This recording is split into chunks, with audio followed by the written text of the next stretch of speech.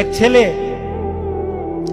তার বাবার কাছে সাইকেল চায়, তার বাবার কাছে সাইকেল চায়, বাবা আমাকে একটা সাইকেল দাও। বাবা ছিল স্কুল মাস্টার, তো বাবা স্কুল মাস্টার, তার বেতন কি, সে কিভাবে সাইকেল কিনে দিবে?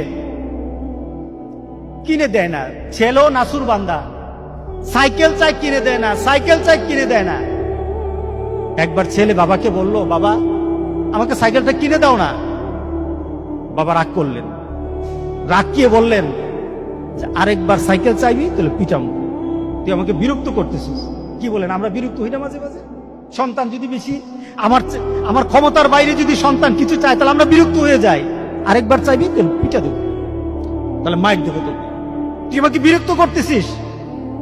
সন্তান বারবার চাওয়ার কারণে বাবা বিরক্ত হয়ে গেল। সন্তান কিন্তু রাসূল বন্ধু। সন্তান বাবার দিকে তাকিয়ে করুণ সুরে কাঁদতে কাঁদতে বলল, বাবা তুমি ওকে মারবা? তুমি ছাড়া আমি কার কাছে চাইবো বলো? তুমি ছাড়া তো আমার আর চাওয়ার জায়গা নাই। তুমি আমার আব্বা, এছাড়া আমি কার কাছে চাইবো? যাওয়ার ক্ষমতাও যদি তোমার থাকে তোমার কাছে চাইবো, না চাইলে তুইও তোমার কাছে চাইবো। আমি কার কাছে চাইবো বলো?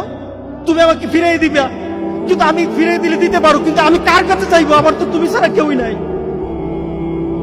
বাবার সাথে সাথে ছেলেটাকে বুকের মধ্যে আঁকড়িয়ে ধরলেন।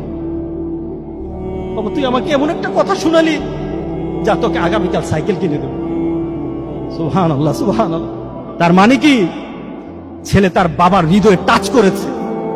তার কথার মধ্যে আবেগ ছিল, ভালোবাসা ছিল, নিবেদন ছিল, যে বাবা তুমি না দিতে পারো, কিন্তু আমার তো তুমি ছাড়া কেউই নাই।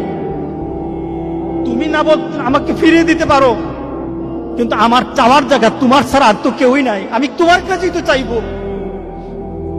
আমরা যদি মাবুদের দরবারে, আল্লাহর দরবারে এভাবে চাইতে পারতাম, যেই মাবুদ দিতেই পারে, দিতেই পারে, দিতেই পারে, একমাত্র যিনি দিতেই পারে, তার কাছে ওই আবেগ দিয়ে যদি চাইতে পারতাম, কোনদিন কোন জিনিস আমাদেরকে ফিরিয়ে দিতেন না, কোনদিন ফিরিয়ে দিতেন না। আমরা চাইতেই পারি না, আমরা ওইভাবে আল্লাহর দরবারে চাচ্ছি না। আমরা যদি চাইতে পারতাম, তাহলে পৃথিবীতে আমাদের এই তো বিপদ থাকতো না।